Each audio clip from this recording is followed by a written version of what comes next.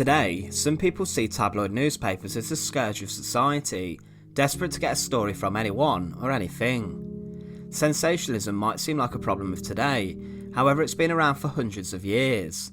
However, how we perceive newspapers today was nothing compared to a newspaper which rose to prominence during the Third Reich. Today we look at history's most dangerous newspaper, Der Stürmer. Der Stürmer was a weekly German tabloid newspaper published from 1923 up until the end of the Second World War. It was published by Julius Streicher, the Gauleiter of Franconia. Streicher was virulently anti-Semitic and joined the Nazi Party in 1921. He visited Munich to hear Hitler speak, and this would transform his life. He would begin to see Hitler as a man who could rejuvenate the country and treated him as a god. Streicher would go on to say that it was his destiny to serve Hitler, and in 1923 he founded Der Stürmer. The chief aim of this newspaper was to distribute anti-Semitic propaganda. The first issue set out its intentions with brutally anti-Semitic slurs. Der Stürmer would not become an official publication of the Nazi Party, but was instead privately published by Streicher. No swastika would be shown inside the newspaper, however it was obvious that the two were linked. The newspaper would make Streicher a multi-millionaire, and the circulation of the paper would centre in Germany, but would be sent to different countries like Argentina, Brazil, Canada and even America. In 1937, the newspaper's peak circulation was just shy of 500,000. The official newspaper of the Nazi Party, the Volkische Observer, gave a serious appearance, however Der Stürmer was very different.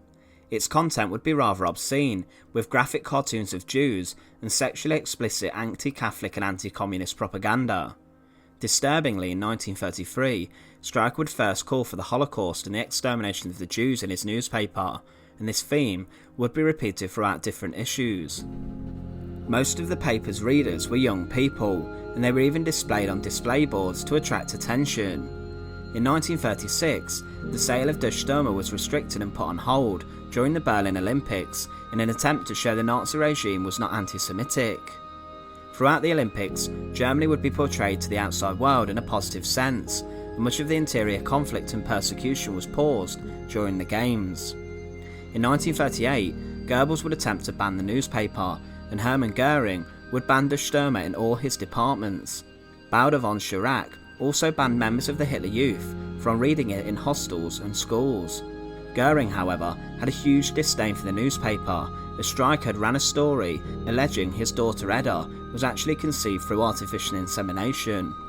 Göring would be furious with Streicher, and Hitler would intervene to spare Streicher. Other Nazis embraced the newspaper though. Reichsfuhrer SS Heinrich Himmler endorsed the newspaper, as did the leader of the German Labour Front Robert Ley. In their endorsements, they would state that the newspaper was doing a good job in warning the German people about Jews. Adolf Hitler would see Der Stürmer as an effective way of influencing the everyday man, and he himself would regularly read and support the newspaper. Hitler would even say Streicher didn't go far enough with his despicable portrayal of the Jews. The content inside Der Stürmer focused around portraying the Jews in an extremely negative way. The newspaper's shocking content would appeal to the lower classes and less sophisticated, and these people were embraced as the people who were going to rebuild Hitler's Germany, so poisoning their minds was seen as an important thing by Hitler and Streicher. The newspaper would publish racist cartoons and images which were easy for people to understand. The Jews were portrayed to be ugly, and Streicher would perpetuate the stereotypes of Jewish people and even claim them to be child murderers who engaged in cannibalism.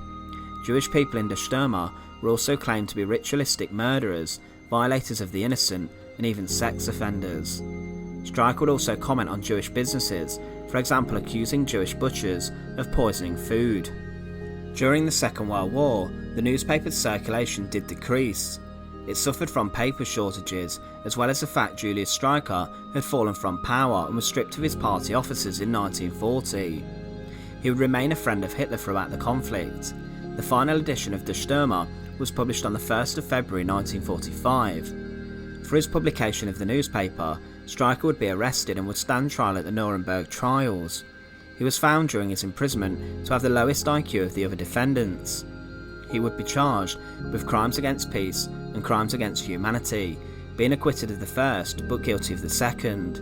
For his involvement in publishing history's most evil newspaper, Julius Streicher was sentenced to death and hung at Nuremberg prison on the 16th of October 1946, along with the other war criminals sentenced to death. We hope you found this video quite interesting. To support the channel, please make sure to subscribe. Once again, thank you for watching.